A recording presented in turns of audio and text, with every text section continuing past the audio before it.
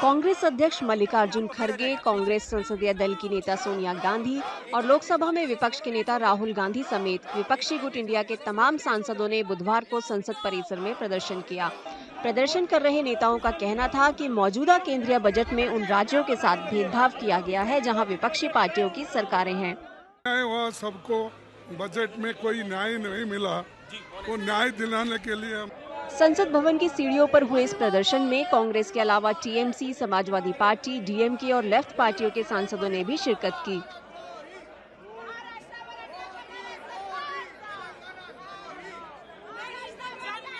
Protesting the blatant discrimination in the budget, every MP from every different state other than Andhra and Bihar has something to be unhappy about. So we are all here raising our own slogans. In my case, the fact that Kerala has been ignored, Maharashtra, Telangana, every state MPs are pointing out that their states have been neglected. And this kind of discrimination is not acceptable from a budget which is not about two states but about the whole country. Samajwadi party की राज्यसभा सांसद जया बच्चन ने कहा कि budget में युवाओं से झूठे वादे किए गए हैं। The states, even the country has been deprived, the youth has been given false promises which is not going to be possible. 50,000 youth you are going to give job to. What happens to the 25,000 already waiting? Are you going to accommodate them as well, or are they included so it becomes 75,000? What is this rubbish? False promises जो कभी पूरा नहीं कर पाएंगे।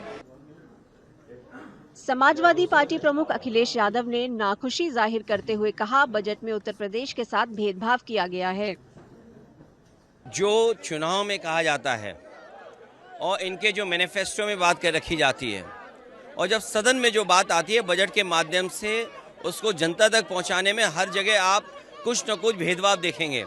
और UP जैसा बड़ा state जिसने बीजेपी की तीसरी बार सरकार बनाई, उस प्रदेश के साथ भेदभाव आप बिहार की बाढ़ रोकना चाहते हैं, लेकिन यूपी की बाढ़ बिना रोके, नेपाल की बाढ़ रोके बिना आप कैसे बिहार की बाढ़ रोकेंगे? तो इसलिए भेदभाव हुआ है उत्तर प्रदेश के साथ। पहले तो आपने 10 साल नौजवानों को नौकरी से बाहर किया, नौकरी छीनी, चाहे प्राइवेटाइजेशन के बहाने, चाहे अपनी गलत आर्थिक की नीति। अब आप इंटेंसिव क्या दे रहे हैं आप? कई दूसरे विपक्षी नेताओं ने भी बजट को भेदभावपूर्ण बताया। ये कोऑपरेटिव और कंपेटिटिव फेडरलिज्म नहीं है, ये है डिस्क्रिमिनेटरी फेडरलिज्म। सिर्फ 2 राज्यों को, आंध्र प्रदेश और उड़ीसा को, चूंकि ये राज्य सरकार के कोalition में है, सेंटर में ये कोalition अधर्मा है। जिस तरह से ये राज्यों जो कोalition के पार्ट है, इन्हीं को सब कुछ दिया जा रहा है, इन्हीं को पैकेज दिया गया है, इन्हीं को इंफ्रास्ट्रक्चर बोनांजा दिया गया है। ये जो भेदभाव का बजट है, ऐसा लग रहा है ये अपना सत्ता बचाओ बजट है कि जिन जैसे बिहार और आंध्र प्रदेश के आकाओं को लेकर जिस तरह से सरकार बनाई गई है, उनको खुश करने की कोशिश। हम ये नहीं कहते हैं कि वहाँ नहीं दिया जाना चाहिए था इतना कुछ, बजट इतना ज़्यादा, लेकिन दिया जाना था। लेकिन बाकी राज्यों ने क्या गलती की है? ये लोकतंत्र है, यहाँ प्रधानमंत्री आदेश में जो कुछ भी है वो सबके लिए है, सभी पार्टियों के लिए है, सभी राज्यों के लिए है।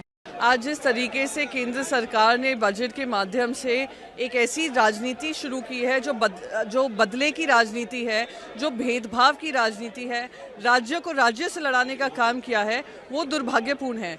कल यूनियन बजट नहीं अनाउंस हुआ है, परसों जो अनाउंस हुआ है वो है प्रधानमंत्री सरकार बचाओ योजना, जहां प्रधानमंत्री ने महाराष्ट्र विरोधी अपनी सोच भी जताई है कि महाराष्ट्र के साथ कितना पिछले 10 साल से लगातार भेदभाव हो रहा है। अलायंस के साथ आपकी सरकार चल रही है, पर महाराष्ट्र के लिए आपने फूटी कौड़ी नहीं दिया है।